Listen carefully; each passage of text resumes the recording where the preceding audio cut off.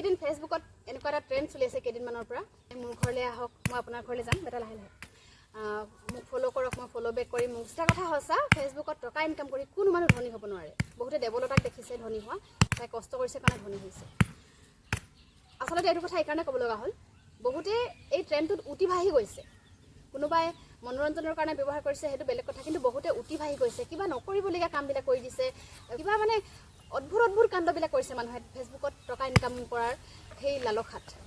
যদি কোনোবা ফেচবুক চলোৱা মানুহ ধনী হৈছে, তেওঁ অন্য কৰ্মৰ জৰিয়তে ধনী হৈছে। কোনোবাই ব্যৱসায়ৰ কাৰণে ফেচবুকটো মাধ্যম হিচাপে ব্যৱহাৰ কৰিছে, কোনোবাই নিজৰ প্ৰতিভা বিকাশৰ কাৰণে ফেচবুকটো মাধ্যম হিচাপে ব্যৱহাৰ কৰিছে। আপোনাৰ যদি কিবা প্ৰতিভা আছে, আপুনি গায়ন গায়, নাচি ভাল পায়, আপুনি যদি ৰন্ধা বঢ়াও কৰি ভাল পায়, তেনেকুৱাবিলাক ভিডিঅ' ফেচবুকত দি আপুনি কিবা এটা ভৱিষ্যতৰ কাৰণে কিবা এটা ভাল চিন্তা কৰিব পাৰে। কিন্তু একো নকৰাকৈ, একো কোৱালিটি কাম নকৰাকৈ, একো কোৱালিটি কণ্টেণ্ট নিদিয়াকৈ আপুনি মোৰ ঘৰলৈ আহক, মই আপোনাৰ ঘৰলৈ যাম, মোক ফ'ল' কৰক, মই আপোনাক ফ'ল' কৰিম, এনেধৰণে ফ'ল'ৱাৰ গোটাই একো লাভ নাই আৰু কোনো টকা ইনকাম নহয়। এনেকৈ মানুহক যেতিয়া ফ'ৰ্চ কৰিব নহয় আপুনি মোক ফ'ল' কৰক, মোক ষ্টাৰ দিয়ক, কিবা কিবি, মানুহে বহুত আমনি পাব।